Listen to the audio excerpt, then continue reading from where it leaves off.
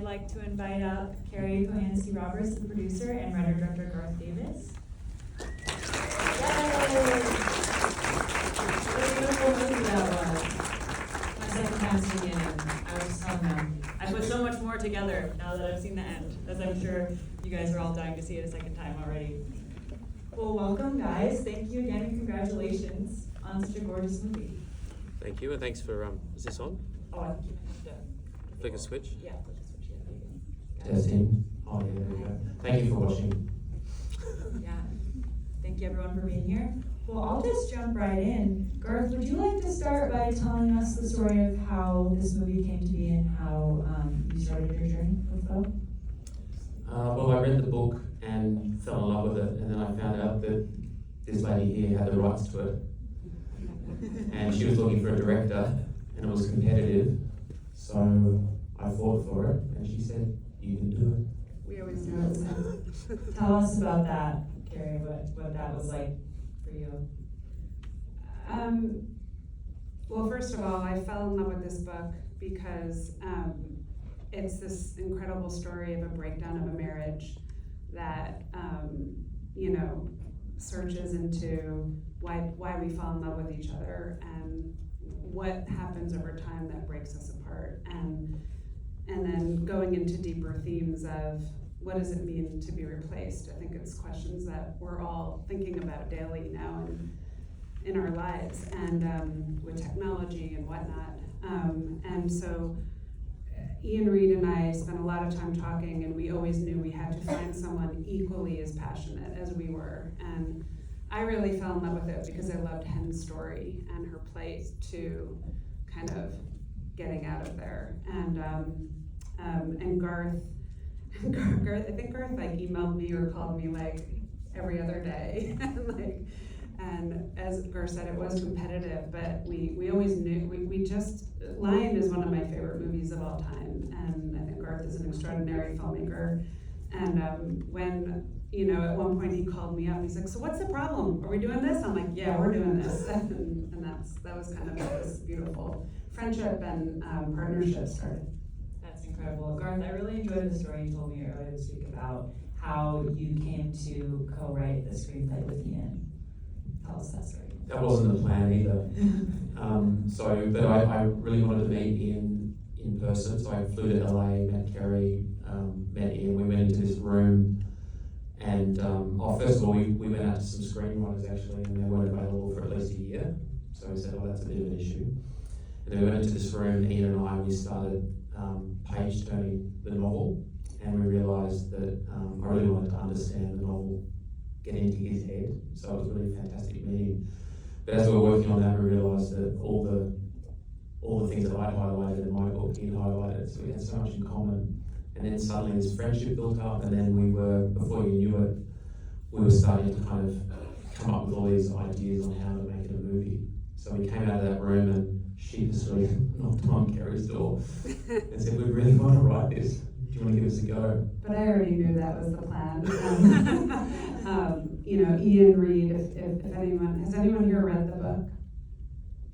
A couple. I mean, you probably know it's written very cinematically. There's like sound in it, and like it's very visual. And Garth is so good at writing the human story, and their relationship. And I felt like, and obviously with great vision, and they complemented each other so well. And we, I sent them both to Canada. I sent Garth to Canada, and there they started their journey once we were officially moving ahead, and that's where they found the house that you saw in the film. It literally is almost I would say like 90% of a replica of a house that Garth and Ian found in Canada. Yeah, tell us that story again, because you're a very boots on the ground filmmaker, as I've learned, and you like to feel the land before you get into the story. So tell us about that. Yeah, I was really keen to go to Ian's home and then travel around the farms and meet farmers that inspired his novel. And as we were doing that, we were driving the car across Ontario, and then over the horizon here, this beautiful Andrew Wyeth-esque farmhouse, and I just got chills and oh my gosh, that is totally the house I've got in my head. And he had the same experience, and the universe somehow bumped us into the guy who owned it, and we got inside that house, and it had all the remnants of generations that lived in it, you know, different eras of interior design, and it just, you could feel the ghosts in the room. It was fantastic. So we definitely knew that this was like an amazing gift, and found this amazing house. And then, yeah, that was a lot of fun. I'm curious to hear from Kerry's perspective, when you decided to shoot this in Australia and you were on a camping trip. Yep. And I don't know if you guys noticed, but it was all in Australia, not the American Midwest, which was news to me when I heard that. But Kerry, what were your thoughts on Australia and shooting there? I mean, originally, I think we planned on shooting it in Canada, in the house that Garth and Ian found. When Saoirse Ronan came on board the film, she had a schedule kind of lined up, and I think we had to wait a little over a year and a half. 9 or 10 months. Yeah, and her window to shoot faux, and she just fell in love with it and wanted to make faux, but our window was in January, February of 2021, I think, right? Snow, basically. Yeah. Lots of snow. So we really needed, as you saw, we needed a dry, arid, warm environment with a wide expanse, and it made so much sense to move everything to Australia, and that's where we, Patrice, our amazing production designer, took measurements of the house and the design, and he literally we built it. I mean, Garth found this incredible land on his camping trip, and it couldn't be more perfect. You'd think that we planted those trees there, but they were all there, and it truly was a very, very special land, which I think Garth can tell you a little more about. Yeah, tell us. Yeah, as Kerry said, we found this great house, but we had issues. It was going to be covered in snow when we could shoot. Went home and I was trying to work out this issue, and went on a family camping trip, randomly went to this national park, and it was full of dead trees. And I thought, wow, this is really evocative. I wasn't really thinking about photo. And then suddenly I saw this car driving up the sunset through the trees, and it felt like the opening scene of Terrence arriving. Yeah. I said, well, let's build the house here. I mean, the beautiful thing about Australia is the land has enormous spirit in it and great feeling, and the earth is a huge character in our story. I wanted people to feel the pain the earth was in, and so a lot of, and you know, I feel like 30, 40 years in the future, Australia is a great representation in that kind of harshness and destitution kind of work for our story. Speaking of the dying earth, there's obviously a lot of metaphors here about climate change and artificial intelligence. I think you were telling me that when you were writing this, AI wasn't really even part of the conversation in like cinema and like the industry yet, but now, watching it now, it's like, oh my gosh, is this like a commentary on AI? Tell us about the bigger themes in the story and how they kind of developed over time. Yeah, I mean, when we were working on it, AI wasn't such a big thing in our life. Obviously, there's been movies before us, like Blade Runner and things like that, but as we were making the movie, AI was becoming, the discoveries were happening, like chatbots and all these things were happening, so it was weird that we were making it, it was almost like it was prophetic, it was coming true. I guess what I found really exciting about the novel is that it took science fiction, it took AI as a device, I guess, as a way to kind of really explore a marriage in the most exciting way. In a way, Hen got the opportunity to have a relationship with a version of her husband when she first met him. Yeah. She wasn't having an affair with a stranger, she was having an affair with a version of her husband when she first met him. So the AI, as a story device, kind of allowed us to just get into a marriage and explore it in a way you ordinarily couldn't. So that was very exciting. But I guess also the AI for me raises these kind of deeper questions around sentience and ethics. There's all sorts of things that kind of rise up to the surface in the making of the movie. Yeah, Kerry, tell me about what you enjoyed about the story. Was that something that was on your mind, like whether climate change or AI, when you first started being involved in this project? I mean, all of it, I would say.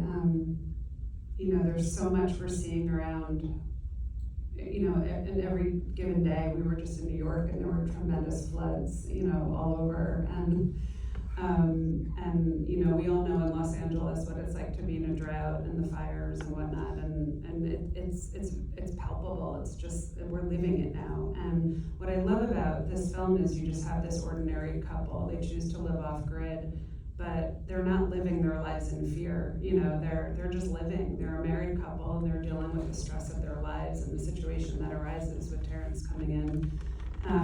But I think with AI, I personally, I'm pretty tech illiterate, and I've had, and Garth knows this, like, I have trouble sleeping anyway, but now I have so many nightmares about AI because I know it's something we have to embrace, but I'm also terrified of it. I'm terrified for our jobs and for, like stories that we talk to futurists and the way they fear AI. It is terrifying to me. And, I have children and I wonder what their future will be like. And so I think all those questions arise as we talk about the themes of this film. But I've had many sleepless nights thinking about the environmental issues and AI issues as well. Yeah. Garth, what are your thoughts on AI and how it's impacting the film industry? Ooh. Well, I have 3 children. My middle girl is a visual artist, and I brought home an example of how AI creates some visual art, because my visual effects guy had this software and it created this visual art, and I just saw her face sink, and I saw her suddenly realise I'm not going to be needed anymore, and it was very, very sad, and I don't have an answer to it, and but this happened so fast. It just happened so fast. I think, look, here's the thing. For me, what this movie is saying is that just wake up. We need to wake up because there's things on the horizon. There's global warming. We've been told about it for the last 15 years. We've ignored it, pretty much, blatantly. And now there's AI as well. It's going to replace probably all of our jobs. I mean, these are like real things that are on the horizon, and we're just cruising along. Everything's okay. We're like Junior on the porch with the fake wife looking at the sunset thinking everything's okay, but it's burning to death. Yeah. So I guess what I love about this movie is it brings in some contemporary ideas, global warming and AI, as like a ticking clock. And when you have a ticking clock on your life, you start to reflect on it. You go, am I living the life I want to live? Have I said everything to the people I love? And that's what Hen's saying. Hen is there, she's that person that represents. She appreciates time. She appreciates what is precious, and she's trying to honour that, I guess.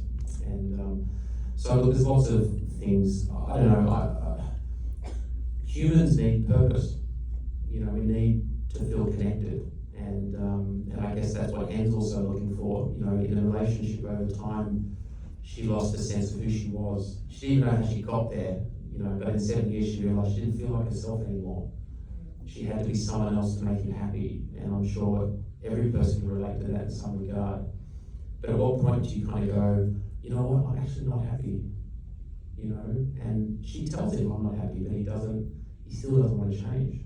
And that's the tragedy of this love story. Because they are great soulmates, they can be happy together.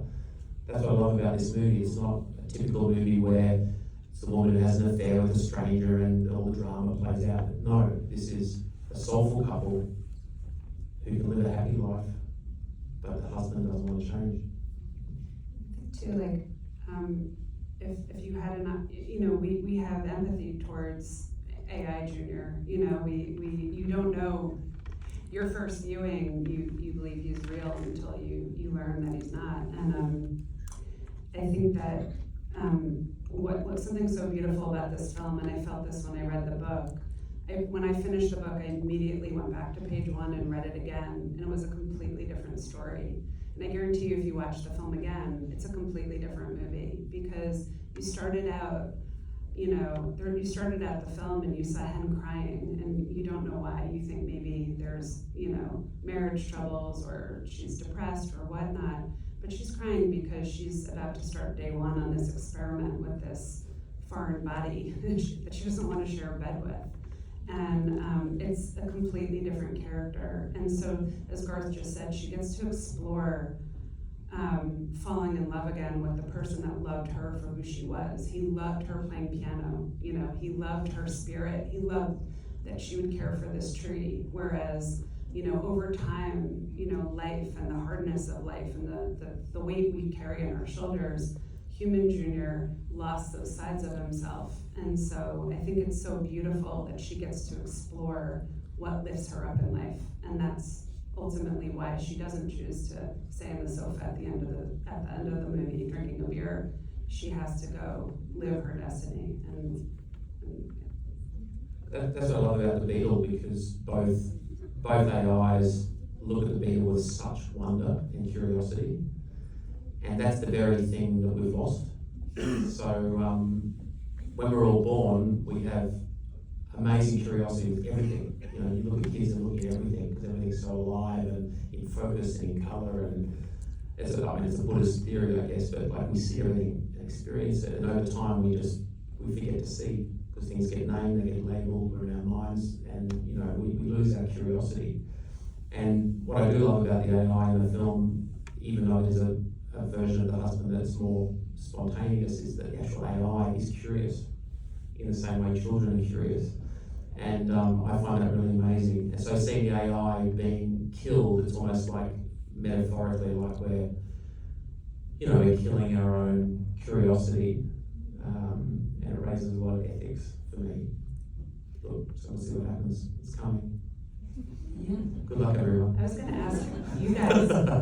Audio fake wife now, or husband, with a copy. I was going to ask you guys, what did you think of Paul Mescal and Saoirse Ronan and Aaron Pierre? So good.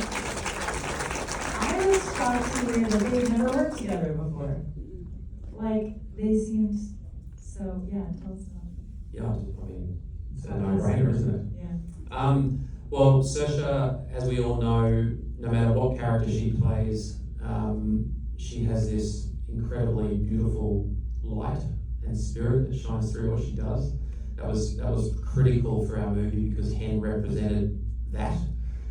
Hen is an empath. She understands our connection with nature. She is the shining light. So there's not many actresses in the world that actually have that. So we're very lucky to get Saoirse. So I had to go and find her a husband. And someone said, "Oh, there's this guy called Paul Mescal. He's done a few things." I said, "Okay, I'll go and meet him." He wasn't famous at the time. Went to Sydney, met this Irish lad, and he was.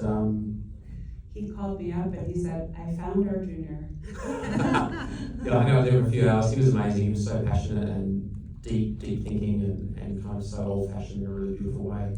And then, the icing on the cake is that they're both Irish. Yeah. Which was great for our story because these guys got married straight out of school, in this Midwest town. So that shared heritage just brought so much believability to what you see on screen. I mean, it really is. There is a real lovingness and respect there, definitely, and the intimacy was almost documentary. Do you have something to add, Kerry? No, I just think their chemistry was so palpable, and on and off the screen, like they become best friends, and it was truly a dream. Like they loved the movie, and we just had a very special experience making the film. And Aaron Pierre too was, brought this incredible. You can speak more to it, but yeah. Well, Aaron's job was not easy. No. Terrence is a very, very, very, very complex part. Yeah, you get stuck in the face. Yeah, Saoirse loved doing that. She really How was- loved She that. broke the glass. I don't know if you guys. guys can tell. She actually broke the glass. That wasn't like a breakaway glass, that was a real glass? I thought it was a real glass. That was real glass. It wasn't meant to happen. Wow. It was meant to happen. It was just. It was all just going feral, That's like amazing. in such a great way. It was all just. She was eating up. She wanted to punch him. Oh my goodness, good reasoning for her character. Well, She just misjudged the level of the table. yeah. Well, should we get into an audience Q&A? Does anyone have any questions they'd like to ask? Okay, we'll start with you in the white chair. Just off of speaking about the actors y'all worked with, how was your experience as a director meeting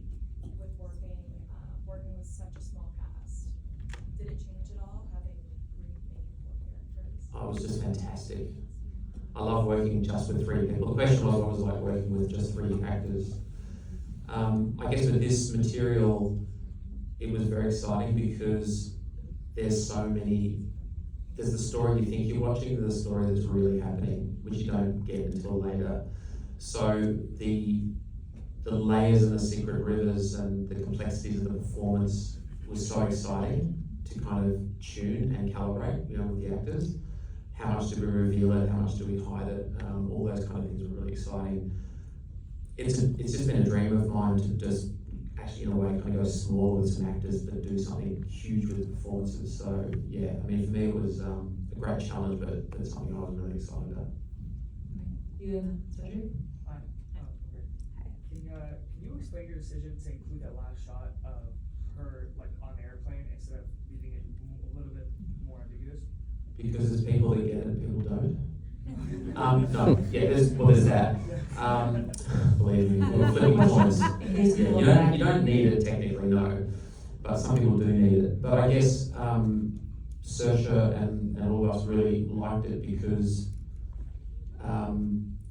you get to see someone making a hopeful choice, but it's not sugar-coated. Like, there's still doubt, I guess. So it was really nice just to see Hen in a very real moment of presence, in a present moment. So we felt that was a good thing to have. Yeah. So I'm sorry if it irritated you. No. But I like that. I just wanted to know your thought process. oh, okay, great. But I think look, you don't need it. You want to be a bit clunky and just cut it out. But there is something beautiful about Saoirse just honouring a present moment and looking into the eyes of the character, deciding to live their life, and that man's really living up. Yeah, go ahead. Couple things. I like the way that you use your music in this film in order to sort of kind of be the subtext of, previews of coming attractions. The turnaround especially. I really that just really opened them on to turn around. But I think there's also an unintended consequence. Maybe this is what I saw. But it's like the fix for everyone, for the main characters in the film, was AI, was something that was not real, even for the husband. I mean, did he know? Well, yeah, it's everything I need, okay, kill the button, let's go on with life. And with the wife in the shower crying, but at the end she was fighting. I saw real love there, so it's like, wow, yeah, I hear it, I get it, and yeah, people are becoming light bulbs, just replace it when you want things to be bright. So anyway, it was very interesting, very introspective for me. I appreciate it. Thank you. Oh, thank you. Thanks for sharing that. You and last question. Yeah, I want to piggyback off of what he said in terms of it was really a social commentary on AI, really, and how once we get into it, how easy it is to fall into that trap. And that's what's really scary about this. Yeah. This whole thing, and how quickly AI is learning, Yep. like you said, like a child, and as it's compounding information, how easy it is for us as a human species to just ease into that, and how quickly it is. What I would also like to say is I really loved the dialogue. I'm a writer, and when it was revealed that he was the AI, I was like, wow, that blew me away, because I was not expecting that at all. Last thing, I think this could be a synergize, make that money. This could also be a Broadway play. Yeah, I'd love to do a play. Yeah. I think that'd be fantastic. Yeah, to your point, I mean, I was rooting for AI Junior way more than Human Junior. Yes. And it kind of brought up to me ethical questions like, well, is it AI Junior's fault that he's AI? He doesn't know. No. Does that make him less human? I don't know. Maybe there's an argument that he is just as human as a real person. good. Well, that's the question of sentience, right? And, Right. and a lot of futurists believe that it's happening. So it's terrifying for us as humans to not know, you know, Garth could be AI right now. I don't know. The other thing that I really found compelling was seeing Paul Mescal playing the real Junior, and he's watching the death of the fake version. And yes, he's watching. He obviously he realised his wife has fallen in love with a version of himself that he knows. He can see it. He understands it, and he knows that he has been denying that. He hasn't been giving that to her for so many years. So there's something very deep going on in those books that's very, very interesting. It blew us away, actually. Paul is, I'm sure you all know, he's a tremendously gifted actor. And like the looks that he gave where he was realizing his wife had an affair with this, you know, Yeah, with himself. Yeah, with Exactly. himself. It really blew us away on set, on the day. And I just want to add to that, like, you know, one of my favorite scenes, and to me it's a very spiritual scene, is Hen going out into the rain and, you know, giving her husband one last shot, you know, and feeling the rain that she's been so craving, and feeling the earth, and feeling, you know, just life. And I just think this is such a beautiful, obviously I'm, you know, partial to it, but I think it's such a beautiful sequence where she's really trying to make it work with her husband, but he'll never give her what she needs, and so that's why she has to do that, you know, take and destroy the piano that brought her life in the film. Right, yeah. And destroy the, you know, her time there. One more question? How many questions do we have Let's left? do it. One or two? One? Let's do it. Okay, this lady right here. Excellent, very thought-provoking. Thank you for making it. Why the name Foe? The question is, why is it called Foe? Well, Ian Reid says that I'm not allowed to tell you what it means. But yeah, okay, we'll tell you a little bit. Yeah, so the reason why it's called Foe is to kind of put a question in your mind, I guess, while you're watching the film. So you're probably subconsciously going, who is the foe in this story? It's totally cool for all of you to have your own version of what that is, and that's 100% correct. I guess for Ian Reid and myself, I'm not sure about Kerry, our foe is basically within the character of the real Junior, because the real Junior is symbolic of stasis and not wanting to change, and that's the true foe, and he is symbolic of all the problems of the world. You know, we're asleep at the wheel, and we're asleep to all these issues, and when someone's telling you, I'm not happy, are you just going to be asleep, or are you going to be awake, you're going to actually change? So yeah, foe for us is the inability to change, it's stasis, it's stagnation. Thank you. How much more time do we have? One or two more? One more? Let's do a Okay. couple. Let's How go. about all the way into that? We're just getting warmed up. If you can shout. I will thank you again for this movie. It's very, like, you have to think about it. And as you said, I want to watch it again to see all the details. And I would love if both of you could tell me, how did you find the book? Like, how did it come to you? The question is, how did they find the book? I read a very early copy of the book before it was published, and way before it was published, and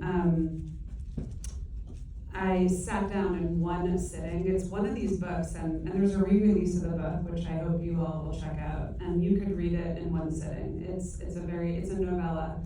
And I sat on my sofa in my office and I read it, and then as I said, I went back to page one and read it again. I immediately got in touch with Ian's agent, and I said, I have to get on the phone with this author. And I was, I think, one of 8 bidding parties, and I think I was the only one that spoke about Hen and her plight and her story, and I felt really connected to it. I was also really surprised that Ian wrote this like beautiful kind of portrait of a marriage, and I learned that he's not married.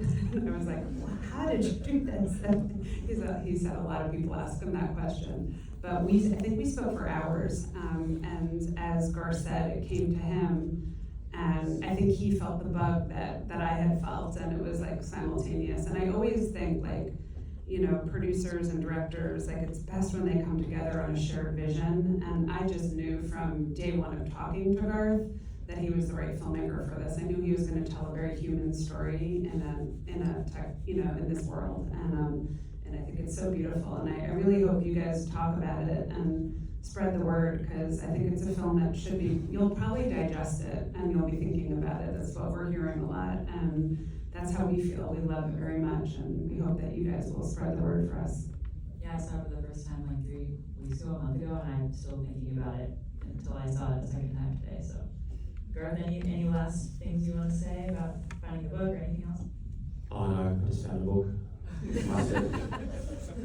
Yeah, I'd love to do that. Yeah, I mean, the main thing about the book for me was just such a cool way to look at a marriage. That's just what really excited me about it. Yeah, and I couldn't put it down. The big difference between the book and the film is that the book is purely Junior's point of view. Yeah. Like in his inner mind, inner thoughts. It's quite internal, where the film is, you know, we kind of bounce out of that and kind of share it with him. That's the main difference between the two. Now you all have to go read the book too. I think we're out of time, but thank you guys Thank so you, much. Dad. Thank you so much for coming. We did one more